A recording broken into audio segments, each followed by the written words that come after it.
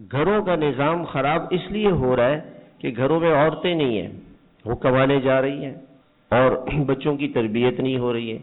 باپ بھی تربیت نہیں کرتا اور ماں بھی تربیت نہیں کرتی، تو بچے کیسے اچھے ہوں گے؟ جناب رسول اللہ صلی اللہ علیہ وسلم کے شاگرد حضرات صحابہ کرام، اللہ تعالیٰ نے کیسے ان کو امام بنایا، اور آپ صلی اللہ علیہ وسلم نے فرمایا اصحابی کالنجوم بأیہم اقتدیتم اہتدیتم، کہ میرے صحابہ ستاروں کے مانند ہیں، جس کو بھی اپنا رہبر رہنما قائد بنا لو گے اور اس کے پیچھے چلو گے منزل تک پہنچ جاؤ گے۔ منزل تک پہنچانے کے لیے صحابہ کرام ہمارے امام ہیں، وہ ہمارے بڑے ہیں،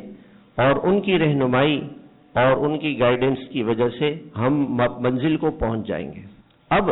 صحابہ کرام کی تربیت کیسے کی رسول اللہ صلی اللہ علیہ وسلم؟ اللہ تعالیٰ نے قرآن مجید میں فرمایا وَاصْبِرْ نَفْسَكَ مَعَ الَّذِينَ يَدْعُونَ رَبَّهُمْ بِالْغَدَاةِ وَالْعَشِيِّ، کہ آپ اپنے ان شاگردوں کے ساتھ رہیں جو صبح اور شام اللہ کو پکارتے ہیں۔ آپ کے وہ شاگرد جو صحابہ کرام، کچھ تو وہ تھے کہ جو کچھ نماز میں آتے پھر اپنے کاروبار پہ، اپنے بزنس پہ، اپنے کھیتی باڑی پہ چلے جاتے، کچھ ایسے تھے کہ جو ہمیشہ آپ کے ساتھ رہتے تھے، جو آپ کے گوئے طالب علم تھے، تو آپ کی تربیت میں آئے تھے، تو اللہ نے اپنے نبی سے فرمایا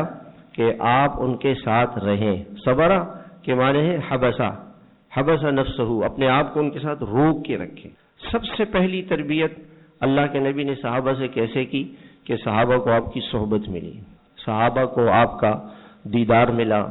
آپ کی تربیت ملی، آپ کا علم ملا، آپ کی صحبت ملی، آپ کی شفقت ملی، آپ کی محبت ملی، آپ کے اخلاق ملے، تو صحابہ بن گئے۔